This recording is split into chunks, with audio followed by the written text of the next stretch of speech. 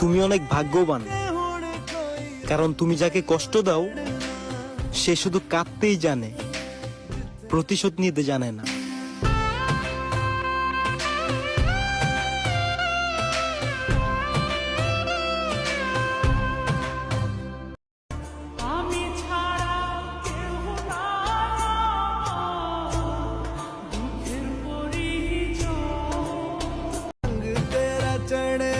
তুমি অনেক ভাগ্যবান, কারণ তুমি যাকে কষ্ট দাও সে শুধু কাঁদতেই জানে, প্রতিশোধ নিতে জানে না।